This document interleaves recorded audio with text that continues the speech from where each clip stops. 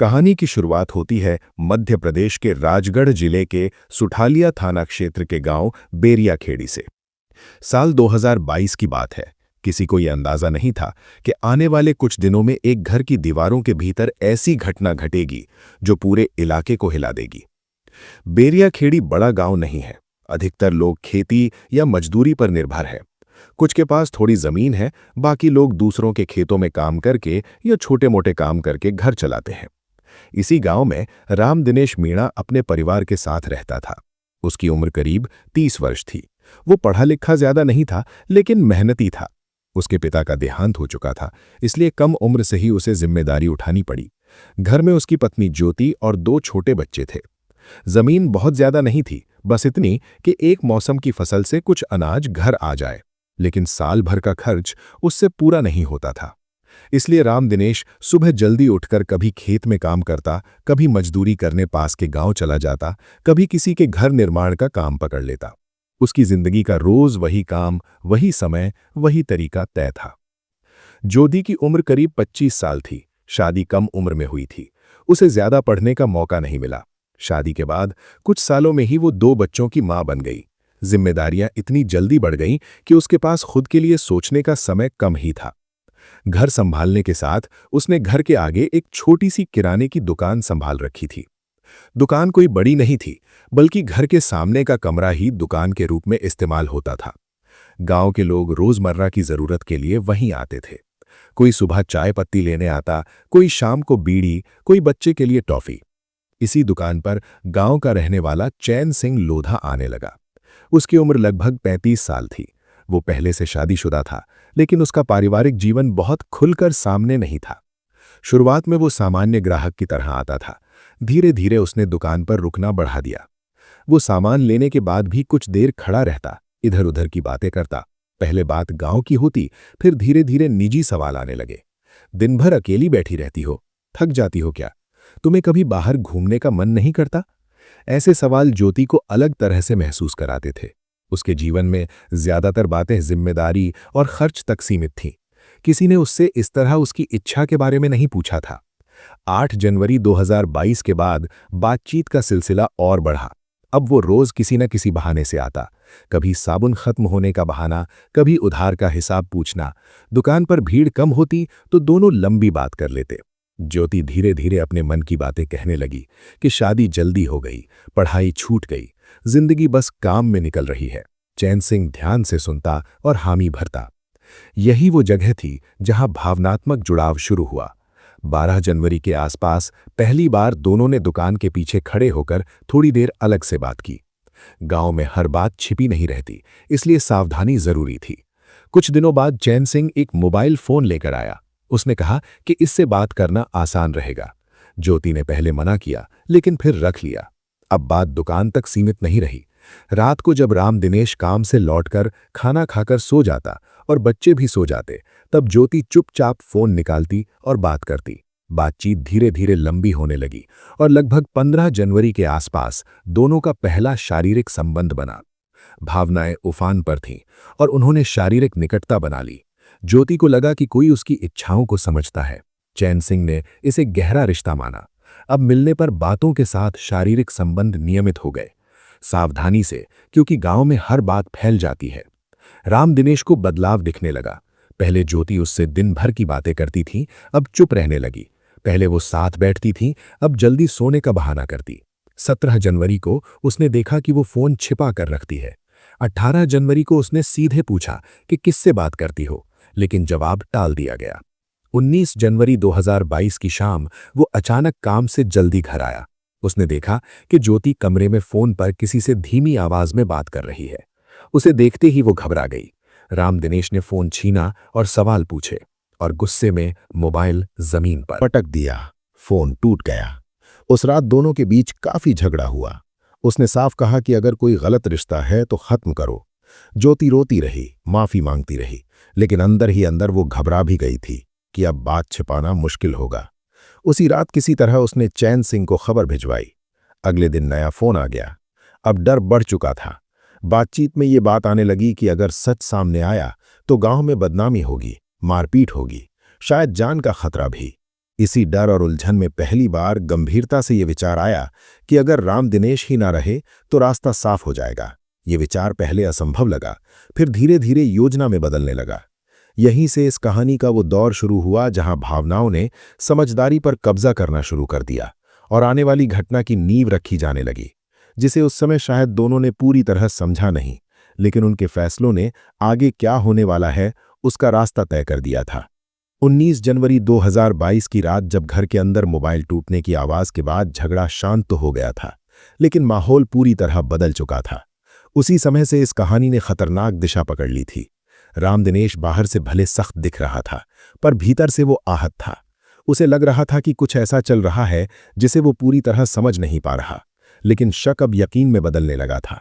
उसने उस रात ज्योति से साफ शब्दों में कहा कि अगर आगे कभी ऐसा कुछ पता चला तो वो बर्दाश्त नहीं करेगा।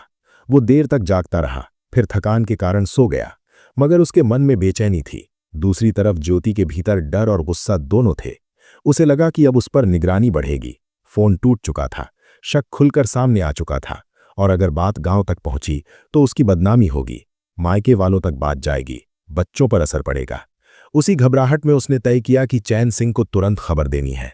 20 जनवरी 2022 की सुबह गांव में रोज की तरह कामकाज चलता रहा, लेकिन ज्योति का ध्यान हर आवाज पर था। जैसे ही मौका मिला उसने किसी परिचित के जरिए चैन सिंह तक संदेश भिजवाया कि बात बिगड़ गई है। दोपहर के समय जब राम दिनेश मजदूरी पर गया हुआ था, चैन सिंह घर के पास से गुजरा। वो सीधे दुकान पर नहीं आया, बल्कि थोड़ी दूरी पर खड़ा रहा। कुछ देर बाद ज्योति बहाना बनाकर बाहर गई और दोनों की छोटी सी बातचीत हुई। ज्योति ने बताया कि मोबाइल टूट गया, शक पक्का हो गया है। चैन सिंह ने पहले उसे शांत रहने को कहा, फिर बोला कि डरने से कुछ नहीं होगा, अब या तो सब खत्म करो या फिर कोई ठोस कदम उठाओ। उसी दिन शाम तक वो एक नया मोबाइल लेकर आया और किसी तरह ज्योति तक पहुंचा दिया। अब बातचीत और भी सावधानी से होने लगी। उस रात जब दोनों ने फोन पर लंबी बात की तो पहली बार हत्या का विचार साफ शब्दों में सामने आया। पहली बात ऐसे शुरू हुई जैसे कोई असंभव संभावना हो, अगर वो बीच में ना रहे तो। फिर धीरे धीरे वाक्य साफ होने लगे, जब तक वो जिंदा है हम कभी चैन से नहीं रह पाएंगे। ये बातचीत अचानक नहीं थी, बल्कि डर, पकड़े जाने की आशंका और सामाजिक दबाव के बीच निकली हुई सोच थी। ज्योति ने पहले हिचकिचाहट दिखाई। उसने कहा कि यह बहुत बड़ा कदम है, पकड़े गए तो सब खत्म हो जाएगा। चैन सिंह ने समझाया कि अगर काम सही तरीके से किया जाए तो किसी को शक नहीं होगा। 20 जनवरी की रात दोनों ने विस्तार से सोचा कि कैसे किया जा सकता है। घर की बनावट उनके दिमाग में साफ थी। सामने दुकान वाला कमरा, पीछे छोटा आंगन, एक तरफ रसोई, दूसरी ओर सोने का कमरा जहां खाट बिछी रहती थी। ऊपर एक छोटा कमरा था जहां कभी कभी अनाज रखा जाता था। तय हुआ कि बच्चों को ऊपर सुला दिया जाएगा ताकि वे कुछ न देखें। हमला तभी किया जाएगा जब राम दिनेश गहरी नींद में हो। हथियार के लिए घर में रखी लकड़ी की मोटी लाठी का इस्तेमाल किया जा सकता था ताकि बाहर से कुछ लाने की जरूरत ना पड़े। बाद में कहानी बनाई जाएगी कि रात में कोई अज्ञात व्यक्ति चोरी के इरादे से घुसा और विरोध करने पर वार कर दिया। 21 जनवरी 2022 का दिन सामान्य दिखाने के लिए बहुत सावधानी से बिताया गया। सुबह ज्योति ने दुकान खोली, लोगों को सामान दिया, सामान्य व्यवहार किया ताकि किसी को शक न हो। राम दिनेश भी रोज की तरह काम पर गया। दोपहर में जब वो घर लौटा तो सब कुछ पहले जैसा लगा। ज्योति ने उससे सामान्य ढंग से बात की, खाना दिया। वो शायद ये मानने लगा कि झगड़े के बाद बात संभल गई है। शाम को भी कोई असामान्य घटना नहीं हुई। अब रात के लगभग 10:30 बजे खाना खाया गया। बच्चे खेलते खेलते थक गए थे, वो भी सो गए थे। करीब 11 बजे राम दिनेश खाट पर लेट गया। मजदूरी की थकान के कारण उसे नींद आने में देर नहीं लगी। ज्योति ने कुछ देर इंतजार किया। लगभग 11:45 पर उसने बच्चों को उठाकर ऊपर वाले कमरे में सुला दिया। उसने ध्यान रखा कि वे गहरी नींद में हों। फिर नीचे आकर दरवाजे की कुंडी इस तरह लगाई कि बाहर से खोलना आसान हो। करीब 12:15 पर उसने तय संकेत दिया, एक मिस्ड कॉल। कुछ ही देर में चैन सिंह घर के पास पहुंच गया। गांव में रात के समय ज्यादा हलचल नहीं होती। वो धीरे से अंदर दाखिल हुआ। कमरे में हल्की रोशनी थी। राम दिनेश गहरी नींद में था। चैन सिंह ने बिना आवाज किए पास जाकर लाठी उठाई और जोरदार वार किया। पहला वार इतना अचानक था कि राम दिनेश को समझने का मौका नहीं मिला। उसने हलचल की कोशिश की, मगर दूसरा और तीसरा वार होते ही वो शांत हो गया। सब कुछ ही मिनटों में खत्म हो गया। कमरे में सन्नाटा फैल गया। वारदात के बाद दोनों कुछ पल चुप खड़े रहे। उन्हें समझ नहीं आ रहा था कि आगे क्या करें। फिर उन्होंने जल्दी जल्दी काम शुरू किया। खून के निशान जहां तक संभव था साफ किए। लाठी को एक तरफ रख दिया। कपड़े बदले। तय किया गया कि सुबह जल्दी शोर मचाया जाएगा। लेकिन सबसे चौंकाने वाली बात यह हुई कि हत्या के तुरंत बाद लाश के बगल में ही दोनों ने शारीरिक संबंध बनाए और पूरी रात रोमांस करते रहे, जैसे कोई बाधा अब हमेशा के लिए खत्म हो गई हो। चैन सिंह करीब 2 बजे के आसपास वहां से निकल गया। सुबह लगभग 5 बजे ज्योति ने चिल्लाना शुरू किया कि कोई घर में घुस आया और उसके पति को मार गया। आवाज सुनकर वहां लोग इकट्ठा होने लगे थे। उसी में से किसी ने पुलिस को फोन कर सूचना दे दिया था। 22 जनवरी 2022 की सुबह जब पुलिस की गाड़ी बेरिया खेड़ी गांव में पहुंची और राम दिनेश मीणा के घर के बाहर भीड़ जमा होने लगी, तब तक ये खबर पूरे इलाके में फैल चुकी थी कि रात में घर के भीतर हत्या हुई है। शुरुआत में माहौल अफरा तफरी का था। लोग अलग अलग तरह की बातें कर रहे थे। किसी ने कहा चोरी के लिए घुसा होगा, किसी ने कहा पुरानी रंजिश रही होगी, कोई कह रहा था कि बाहर के लोग आए होंगे। लेकिन जैसे जैसे जांच आगे बढ़ी, मामला उतना सीधा नहीं लग रहा था। पुलिस ने सबसे पहले घटनास्थल को घेरा। कमरे की बारीकी से जांच की गई। खाट की स्थिति, फर्श पर खून के निशान, दरवाजे की कुंडी, खिड़की की हालत, हर चीज देखी गई। बाहर से जबरन घुसने के स्पष्ट संकेत नहीं मिले। घर का सामान अपनी जगह था, अलमारी टूटी नहीं थी, कोई कीमती सामान गायब नहीं था। ये बात सबसे पहले जांच अधिकारियों के मन में सवाल बनकर उठी कि अगर चोरी के इरादे से कोई आया होता तो कुछ तो सामान गायब होता या घर में संघर्ष के ज्यादा निशान मिलते। ज्योति उस समय रो रही थी, लेकिन उसके बयान में स्थिरता नहीं थी। कभी कहती कि आवाज सुनकर उठी, कभी कहती कि उसे कुछ पता ही नहीं चला, कभी कहती कि हमलावर भागता हुआ दिखा। पुलिस ने ध्यान से उसकी बात सुनी और समय का हिसाब मिलाया। उसी दौरान किसी पड़ोसी ने बताया कि 2 दिन पहले घर में मोबाइल को लेकर झगड़ा हुआ था। ये बात महत्वपूर्ण साबित हुई। पुलिस ने पूछताछ में जब मोबाइल के बारे में पूछा तो ज्योति ने पहले टालने की कोशिश की, फिर माना कि फोन टूट गया था। सवाल उठा, किससे बात हो रही थी? कॉल डिटेल निकलवाई गई, रिकॉर्ड सामने आया तो एक ही नंबर पर लगातार संपर्क दिखाई दिया। वो नंबर चैन सिंह लोधा का था। चैन सिंह को पूछताछ के लिए बुलाया गया।